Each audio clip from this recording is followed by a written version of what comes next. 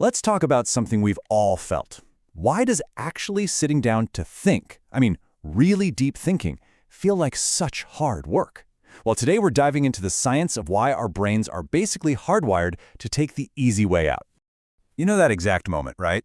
You've got a big, tricky task in front of you, maybe a report for work or a tough decision you need to make. And yet, what do? You find yourself scrolling through your phone, tidying a desk that's already clean, anything but the main event. Turns out, that's not a personal flaw. That's actually your brain's default setting. Psychology has a name for this, and it's a great one. We are all cognitive misers. Now, I know it sounds a little insulting, doesn't it?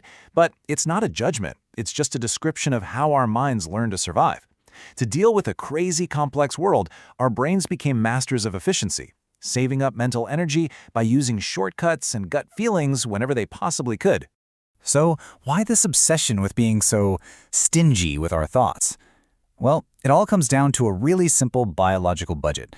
Your brain is always, and I mean always, running a cost-benefit analysis on where to spend its very limited and very precious energy. And here's the single most important reason why. Thinking isn't just some abstract thing that happens. Nope, it is a physical activity that burns actual calories, just like going for a run. Every single time you focus, you analyze, you solve a problem, you are literally making a withdrawal from your body's energy bank.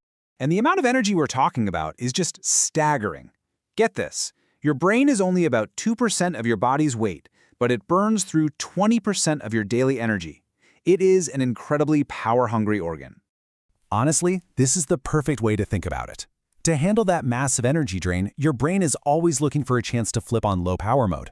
All those mental shortcuts, those automatic habits we have, that's just your brain saving battery life for what it thinks are the really big emergencies. Okay, so being efficient sounds good, but it comes with a pretty serious price tag.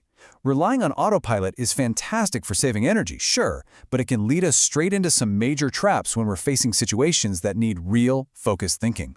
Psychologists like to break this down into two ways of thinking. Think of it as having two systems in your head. System 1 is your brain's autopilot. It's fast, it's intuitive, it's totally effortless. That's the cognitive miser doing its thing. But then you have System 2.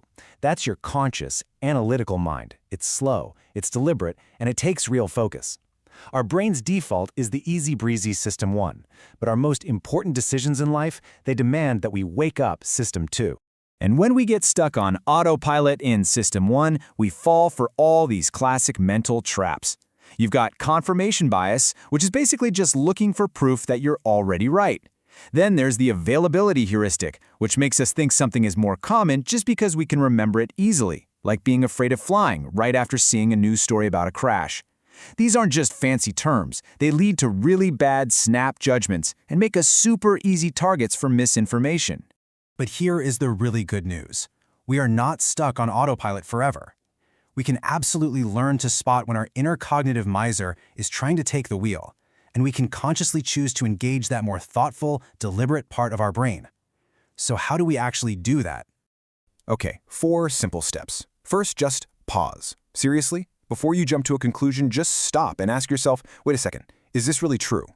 Second, you have to fight that confirmation bias. How? By actively seeking out other points of view, especially the ones you disagree with.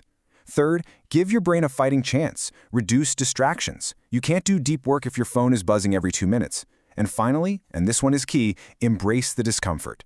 When thinking feels hard, that's not a sign you're failing. It's a sign you're succeeding at waking up System 2. It's the feeling of your brain doing its most important job. Look, let's be realistic. The goal is not to be in deep thought mode 24/7. That would be absolutely exhausting, and nobody could do it. The real skill here is learning to recognize the moments that count, the big decisions, the complex problems, and knowing that's the time to switch off the autopilot and invest the energy. So I'll leave you with a challenge. What's one assumption that you just kind of hold as true? It could be about anything, a person, a topic, maybe even yourself. What would happen if, just for today, you decided to pause, fire up that effortful System 2 brain, and really, truly challenge it? The answer you find might be well worth the energy.